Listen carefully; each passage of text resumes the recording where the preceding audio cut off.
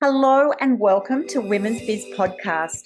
I'm Annie Gibbins, founder and CEO of Women's Biz Global, and I invite you to get comfortable and listen in on candid conversations I have with fascinating women from around the globe. Business leaders, entrepreneurs, humanitarians, athletes, and a whole lot of regular people. Tune in as they let their guard down and open up on aspects of their business and life journey, how they measure success, and what they have learned along the way. These conversations aim to inspire you to embrace opportunities and possibilities beyond the limits of your imagination. Reclaim your power, strength, and vulnerability. Stand in your truth and propel yourself towards the life you dream to live. Hello, everyone. Welcome to Women's Biz Podcast this week. It's always great to be joining you, and I have another beautiful guest today. Her name is Ashley Kalinauskas. She's a visionary leader at the forefront of biotechnology. She's the founder and CEO of a company called Torigen. It's a remarkable company dedicated to enhancing the lives of our beloved fur babies, yes, those pets, through Torigen's groundbreaking product, VetiVax, a personalised cancer vaccine. Ashley has actually redirected cutting-edge research, originally intended for us humans, now towards transforming the lives of countless dogs and cats and horses in their post-cancer diagnosis. So I know so many of you just adore your fur baby, so you're going to be really interested in this very different conversation we're going to have today with Ashley. So welcome, Ashley. Thank you so much for having me. Such a joy to have you on the program, and congratulations to you for creating a company that I now know you've got like 30 plus staff as well, revolutionizing the animal health industry. So incredible feat for you. I'd love to just dive into those early times when you created Torigen. You know, you must have, felt bold, brave, nervous. What was it like starting a company like this, which would have a unique set of challenges? Yeah, absolutely. Well, I started Torigen right from grad school. So not only did I have the business challenges, I had the personal challenges too. How do I take something that's such a great idea, but really be able to take it from that exactly, the idea all the way to the market? So in the lab that I worked on in university, we were focused on the development of personalized cancer vaccines. So the ability to utilize a portion of the patient's own tumor cells in order to create a personalized therapeutic to help stimulate the immune system against cancer. So initially, all of our research was for humans with prostate cancer primarily. And it wasn't until we started looking into, well, that's going to take a long time and it's going to cost $100+ million in order to get this technology to see the light of day in humans, that it became really evident that our furry best friends also get very high rates of cancer. So 50% of all dogs over the age of 10 unfortunately die from cancer. About 1 in 4 will develop cancer in their lifetime. And when it comes to cancer treatment options, if the owner doesn't decide to proceed forward with chemotherapy or radiation therapy, there's really not other options that are left for them on the table. So, we knew that we had this core technology that could be used for solid tumors that are surgically excised. We had the patents, we had the publications. And when it came to starting the company, it was really started with writing the business plan down. What's the problem? What's our market? What's our solution? How are we going to get this out to veterinarians? How are we going to prove safety, showcase efficacy? So being able to really answer all those questions really allowed us to lay the framework towards building this business. Incredible. And so challenging in that way that if you're doing this straight out of grad school, to actually go and have those conversations as a proof of concept to veterinarians and others when it hasn't been done before. That's really hard. When you talk about we, did you partner up all the way at the beginning, or have you become a we? Yeah, no. So me and my professor. So we are the founders of the business, and he is still a professor, but he's our chief technology officer and has been with me every step of the way. How incredible. You must have been the gold star student, by the way. A little bit. So that would have helped you with credibility, definitely. With investment, you must have had, how was your self-belief at that time?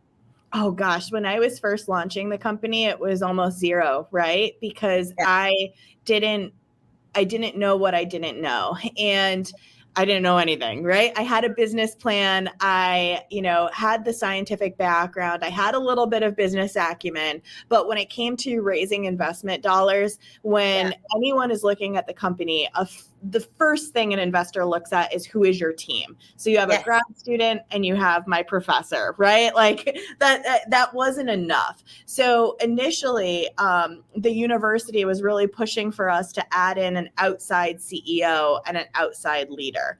So for the first couple of months, that's what we did. We started interviewing and really understanding who should we be adding on to our team in order to help bring us to the next level.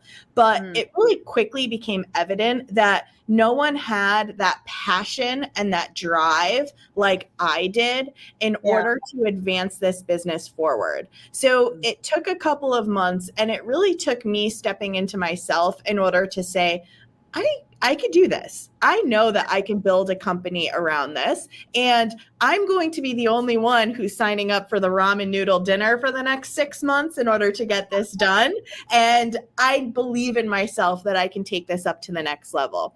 So for me, when we were, really getting the company launched, had zero money, right? So I called up my roommate and I said, I'm moving back in. So my dad let me back into my childhood bedroom for a couple of years. And and then started a small laboratory at the University of Connecticut. So Connecticut, back in the U.S., right between Boston and New York, is home for me. And started that laboratory up. So we were able to really stretch very, very limited dollars as far as we could in order to get a safety analysis done and complete, as well as to understand preliminary efficacy. So that right there allowed me to then take that data, package it, and then present it out to investors with me as CEO. Yeah, absolutely brilliant. I love the way you've shared that, because that's what it takes. And those of our listeners listening in, exactly, these companies that you see, so powerful, so successful, have had those times where you've gone back to live at your parents' house, have lived on noodles for a while. You need to be just so passionate about what you're going to do. However, the passion won't get you the investors. The reality is initially it is about forming, sometimes boards, being very creative, very selective with who is seen to be supporting this, because people invest in companies, but they also invest in, the credibility of this person's committed to it. I believe in them, if you like, which brings me on to that topic of mentorship. Being mentored, particularly from a young age when you make these big, bold decisions, they really help shape you and shape your company. Has that been the place for you? 1,000%. I think mentorship is not only one of the best things that has really come my way. It's been that openness to mentorship across the board, right? Like some of my board members are some of my biggest advocates, as well as my mentors that I've learned so much from over the past couple of years. But in addition, learning from other women leaders and being able to understand from them, like what it took to go from a seed company up to a Series A company, up to a B level company, and being able to follow in their shoes. I think being able to be open to receiving mentorship and really listening to take and internalize that advice is immeasurable. Yeah, because it just takes you to that next level. It makes you question what you do. Even if you're passionate, excited, got lots of ideas, mentors just are that grounding force. They believe in you, but they also want to stretch you. They want to keep you accountable for the things that you're saying you want to do are so, so valuable. I'm a big believer. If you don't have a mentor, to our viewers and listeners, seriously, get one, because you're wanting someone not just who wants to back you, but someone who's been on that journey before you, right? Or a type of journey that represents yours, because you're wanting to learn from their experience, knowing that your experiences aren't going to be the same. Correct, Ashley. But they will certainly represent the challenges. So you're going to have challenges, particularly a company like yours that had pretty much, rapid growth right at the beginning. How did your, which is exhilarating, but it's also really daunting, right? How did you navigate those kind of challenges while you're still getting your own, competency up as a business owner? Yeah, I really envision like the story of my business and the company as like a chapter book in a lot of ways, where every chapter maybe has some different characters associated with it, right? Different team members, different board members. But as the next chapter kind of, has started and opened and the last one closed, now it's that next set of deliverables and that next set of drive that we have to do and what we have to accomplish in order to proceed onwards to that next chapter. So thinking about it in terms of, okay, these are the next 4 things that I have to do to raise this next step of capital. And once I raise this next step of capital, here are the triggers that I am going to spend that on. And here's what I need to do with that capital to get up to that next level. Really thinking about it in that stepwise motion, I think has helped me along the way. And while you're in that like really rapid growth, come down in order to say, okay, well, there's only 3 to 4 things that are really important for us right now. Right now, the 3 to 4 things for my business, I have to reduce my overall spend while increasing the revenue that we have. I have to get one of our products, through a regulatory process, and we have another product coming along that I need to do my safety and my proof of concept testing done. Those are my 4 key pieces. And if I do that, then I should be at this valuation and I should be able to untap this level of equity. Oh, so well expressed. And for those of you in this phase, one of the biggest challenges that people have is they have too many things on their list, right? You want to, by you're focusing on 4. I'd say at the early stages, even go for 3. Once you're really on top of things, you can probably manage 5, no more than 5. So I love that, because you're able to then keep your focus. It's easier to manage. I think a lot of the overwhelm and the burnout is because you have just too many things on that list. And to do all things well, I mean, 4 is full on, right? Like it's still a massive time to address, particularly when you've got employees coming into your company and growing them as well. It's a huge time. So did you get support? Did you learn from other people during that time? Who taught you that? Was that information that was from your mentors? Was that because you got to a stage you went, wow, I'm just doing too much, I'm going to have to focus? What helped you in that part of the journey? Yeah, so I would say one of the really amazing groups that I've been a part of is for early stage founders. It's essentially, almost think of it like as like a small therapy group that it brings together other CEOs across completely disparate industries, and they've grouped you together based on how much capital you've raised. Right. And being inside of that group has helped me immensely, because I'm able to be paired with other companies. Like one company is a makeup company, one company has been a wine company, one has been an online sports company, and here I am, a veterinary therapeutics biotech company, right? We have nothing in common, but we have absolutely the same exact challenges on a daily basis. How do I present this to my board? How do I raise that next level of capital? I'm having employee issues. I'm having board issues. What do I do, and how do I bring that together? So even if our companies are so different, our daily challenges are almost exactly the same. Yeah. So Yeah. Such a good topic to be talking about, because people will be surprised by that. They go, but aren't industries, I get told this all the time, aren't industries so different? You go, well, they are, but business 101, growth stages, or those phases that you're talking about are actually very, very similar. In fact, there's formulas on them. And so it is great to be going through those same stages together, and also be learning from those other companies. Even if they're really diverse, you can sort of, you can watch what they're going, and does that relate to you or does it not? And most of them actually will. Now, I know you're also a champion of women, which I love to hear, in your industry. And what can we do to support women more? It's so hard. The statistics of women, even as startups, as founders, getting financial support, being supported in these businesses, particularly tech, is they're really low. And so we need to be shifting the dial. What are you doing to help women? Yeah, I mean, I want to see more women get funded with their business ideas. So few women get funded, but when they do get funding, they are more likely than a male-owned business to make it to an exitable opportunity or to make it to profitability, right? So what we know is that less funding goes to women, but they actually have a more positive upside potential that they could bring in. So not only is that changing economies, that changes the world that we live in. And for so long, especially on the biotech side, male investors always thought of women's health as like, well, that's a niche, right? That's a niche product. Like, well, that's 50% of the world. So exactly.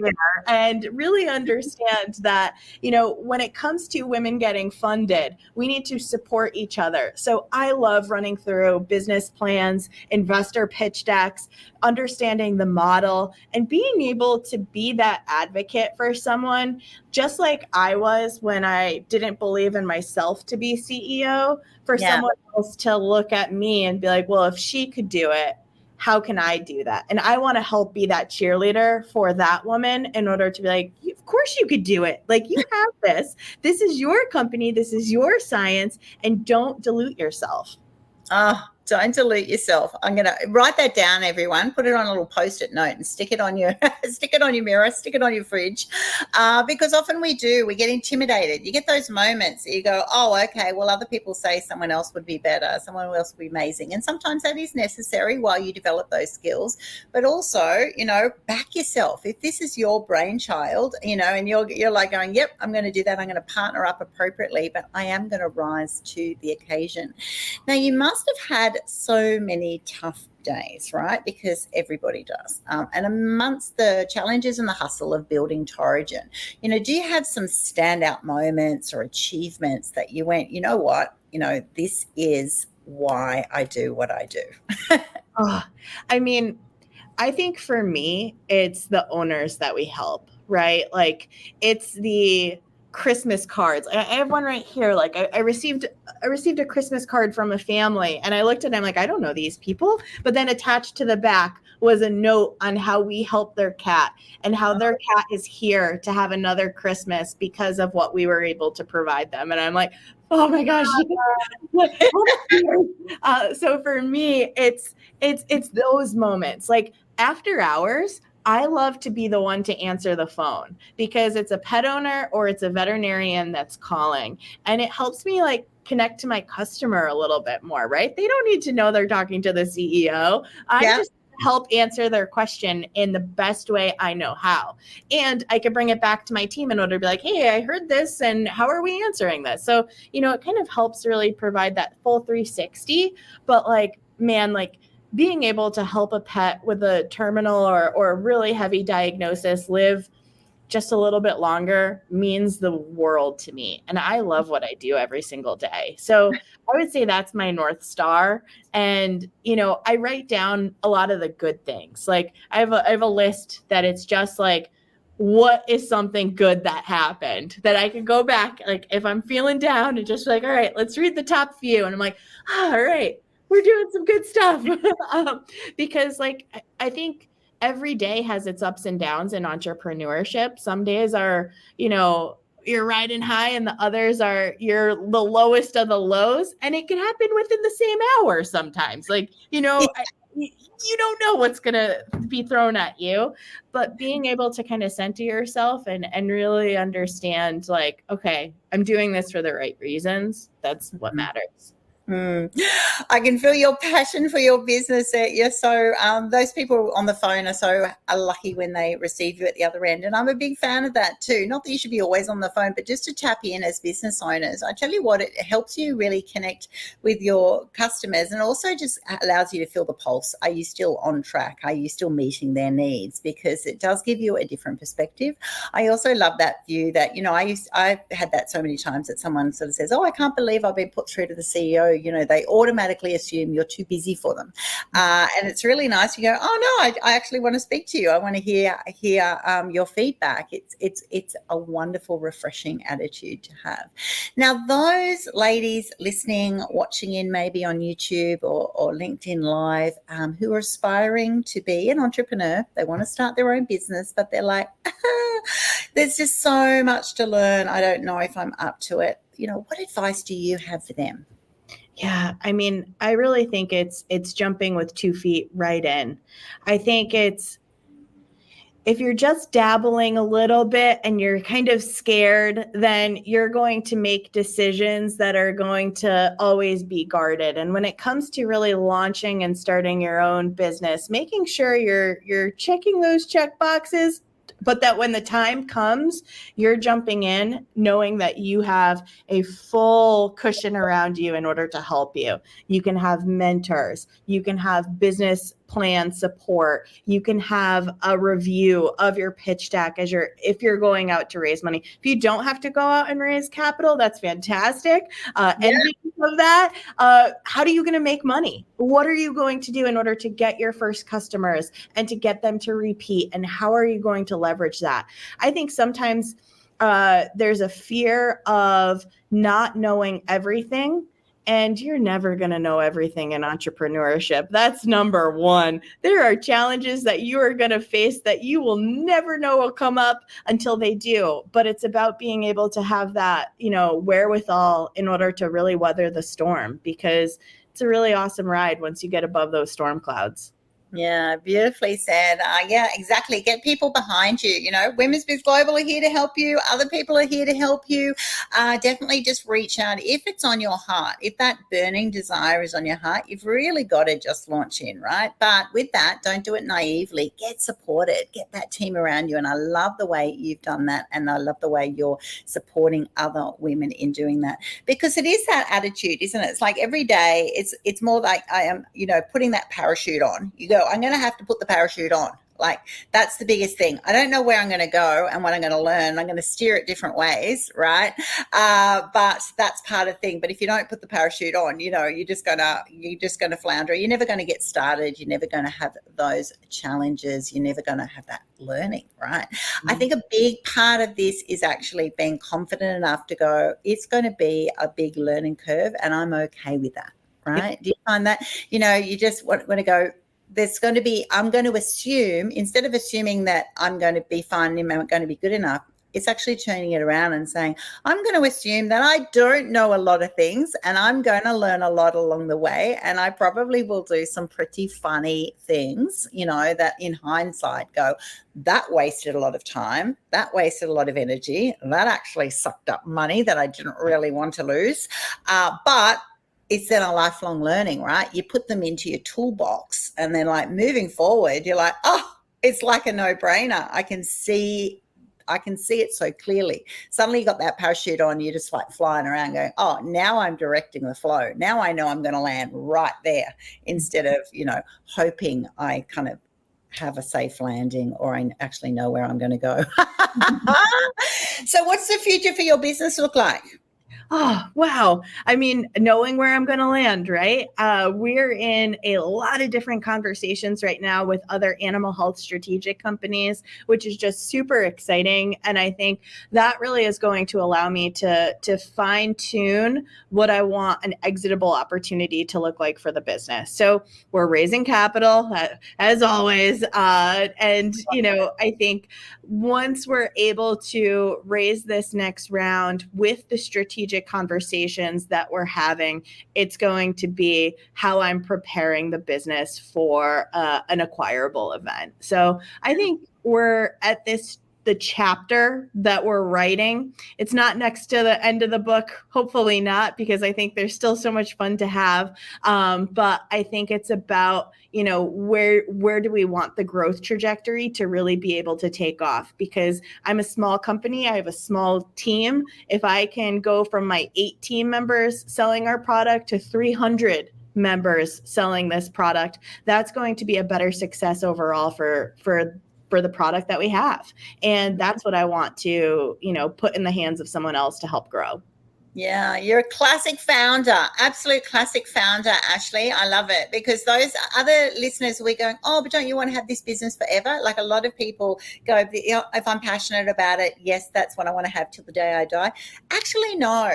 Many founders go, this is a great idea. I'm going to create this into a business. I'm going to grow and scale that business. Once it's at scale, I'm assuming I won't be the CEO anymore. I assume that company could be bought by someone with way more money who can then take it to a whole nother level, of which you may or may not be part of that company. And then you may have another brilliant idea.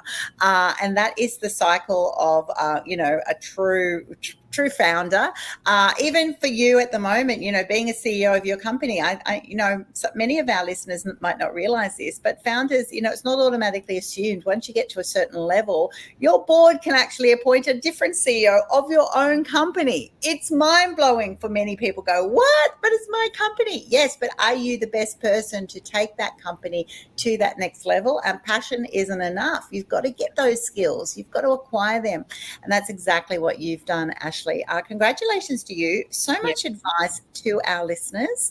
I wish you all the best for your future success. It's sounding like a very exciting time. For our listeners today, definitely, if this is something that interests you, I want you to drop your comments in the chat. We want to be able to connect with you. We want to get back to you. We want to be able to go, yep, this is where you're at. This is how we can help you at this stage. There's always support available, and we want to hear what your questions are. So don't stand there on the cliff edge going, I don't even want to put my parachute on. I don't even have a parachute.